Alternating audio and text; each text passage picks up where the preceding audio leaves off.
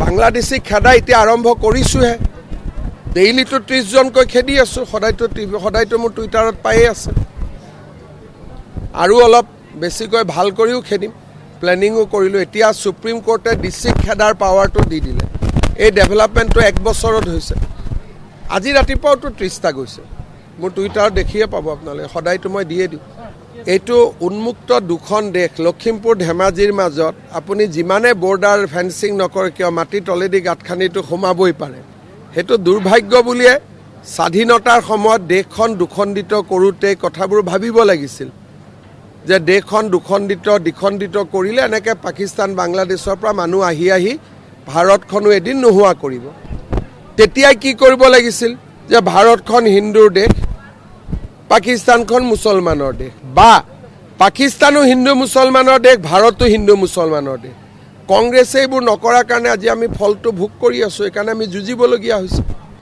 চাওক, তেওঁলোকৰ কথাটো মই ইমানে কৈ আছোঁ, আপোনালোকেও অলপ ভাল কৰি বুজি চাব গোটেই কথাটো। এই মিত্ৰতাটো লখিমপুৰ, ধেমাজি, চিচিৰ বৰগাঁৱৰ কাৰণে তেওঁলোকৰ মাজত কাজিয়া লাগি থকা নাই। তেওঁলোকৰ মাজত কি চিটৰ কাৰণে কাজিয়া লাগি আছে? ঢিং, লাহৰীঘাট, দলগাঁও, জনিয়া। তাৰ মানে দিনে ৰাতিয়ে তেওঁলোকে কি কৈ আছে যে আমাক যি লাগে মিয়া চিট লাগে। আজিলৈকে ইমান নিৰ্লজ্জভাৱে মিয়া চিটৰ কাৰণে কাজিয়া পেচাল কৰা ৰাজনৈতিক দল অসমত নাছিলে।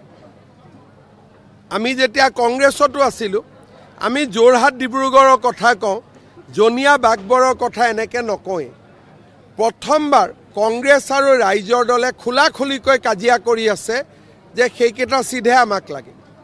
মই ভাল পালোহেঁতেন বোলে গুৱাহাটীৰ চিটৰ কাৰণে কাজিয়া লাগিছে, শিৱসাগৰৰ কাৰণে কাজিয়া লাগিছে, ডিব্ৰুগড়, লখিমপুৰ, ধেমাজিৰ কাৰণে কাজিয়া লাগিছে। তাৰমানে এই পাৰ্টিবিলাক এতিয়া কাৰ পাৰ্টি হৈ গ'ল?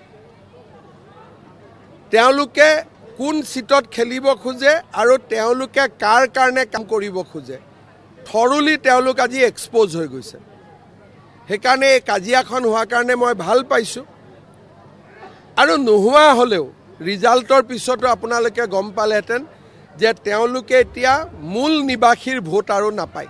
ভূপেন বৰাই দলৰ মনোনয়ন পাব, ক'ত পাব আমি ঠিক কৰা নাই, কিন্তু ভূপেন বৰাই নিৰ্বাচনত পদুমৰ ছবিত প্ৰতিদ্বন্দ্বিতা কৰিব। ক'তো মই যিটো ক'ম চব কৰ্মীয়ে সেইটোকে মানিব, ইয়াত একো বেলেগ কথা নাই।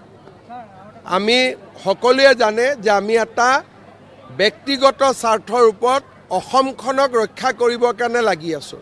সেইকাৰণে বিহপুৰীয়া হওক, ৰঙানদী হওক, মই আৰু দিলীপ শইকীয়াই নীতিন নবীনৰ অনুমোদন ক্ৰমে যিটোৱে সিদ্ধান্ত ল'ম সেইটোৱে সকলোৱে এটা শব্দও নোকোৱাকৈ মানি ল'ম।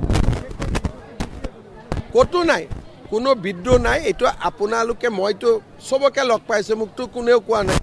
এইটো আপোনালোকে অলপ চেষ্টা কৰিছে যে বিদ্ৰোহ টাইপ এটা দেখা দিয়ক। ইয়াত কোনো বিদ্ৰোহ নাই। মইতো আশীৰ্বাদ যাত্ৰালৈ ইয়াত আহিম, কোনোতো বিদ্ৰোহ নাই।